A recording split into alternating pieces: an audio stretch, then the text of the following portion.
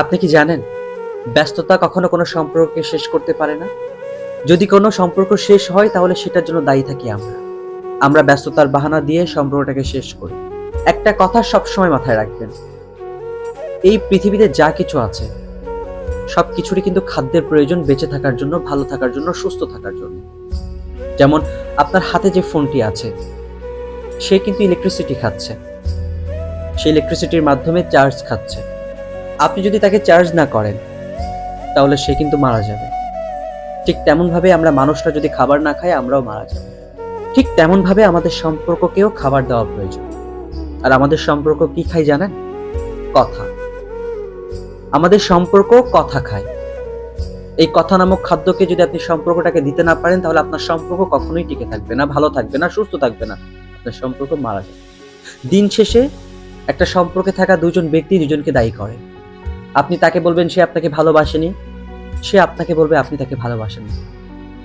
আপনি তাকে অভিযোগ করবেন সে আপনাকে সময় দেয়নি, সে আপনাকে অভিযোগ করবে আপনি তাকে সময় দেন।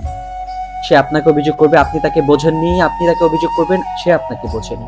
আর এভাবেই ধীরে ধীরে একে অপরের অভিযোগের মাঝখানে পড়ে আমাদের সম্পর্কটা মারা যায়। সত্যি কথা বলতে সম্পর্কটাকে বাঁচিয়ে রাখার দায়িত্ব আমাদের দুজনের। আর সেই দায়িত্বটা হচ্ছে খাবার।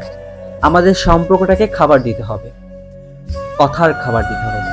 কথা নামক খাবারটা আমাদের সম্পর্কে দিতে হবে, তাহলে আমাদের সম্পর্কটাকে টিকে থাকবে, বেঁচে থাকবে, সুস্থ থাকবে, ভালো থাকবে। তাই বলি কি, সম্পর্ককে কখনো ব্যস্ততা দেখাবেন না। জীবন ব্যস্ততার মধ্যেই কাটবে, এটাই স্বাভাবিক। সেই ব্যস্ততার মধ্যে থেকে সম্পর্কের জন্য কিছু কিছু সময় বের করুন। না, আমি এটা বলছি না যে ব্যস্ততার মধ্যে সম্পর্ককে সময় দেওয়ার জন্য অনেক কথা বলতে হবে, সারাদিন ভিডিও কলে, অডিও কলে পড়ে থাকতে হবে, বিষয়টা এমন। আপনি আপনার হাজার ব্যস্ততার মধ্যে থেকে যদি ছোট ছোট শব্দ দেন, আপনি আপনার প্রিয় মানুষটিকে, বিশ্বাস করেন ওপাশ থেকে আপনার প্রিয় মানুষ যে কতটা খুশি হবে সেটা আপনি কল্পনাও করতে পারবেন না। আপনি আপনার ব্যস্ত সময়ের মধ্যে থেকে তাকে একটা মেসেজ দিয়ে বলেন, তুমি কি করছো, আমি তোমাকে ভীষণ মিস করছি। দেখবেন ওপাশ থেকে কেমন রিপ্লাই আসে। সে আপনার প্রতি দুর্বল হয়ে যাবে দিন দিন, আপনাকে পাগলের মতো ভালোবাসবে। এটা শুধু এক পক্ষের দায়িত্ব থাকলে হবে না, দুই পক্ষেরই দায়িত্ব থাকতে হবে। দুইজনই নিজেদের ব্যস্ত সময়ের মধ্যে থেকে ছোট ছোট সময় বের করে ছোট ছোট মেসেজ লিখুন, ছোট ছোট ভয়েস দেন, সুযোগ পেলে একটু কথা বলুন। দেখবেন সম্পর্কটা সত্যি সুন্দর থাকবে।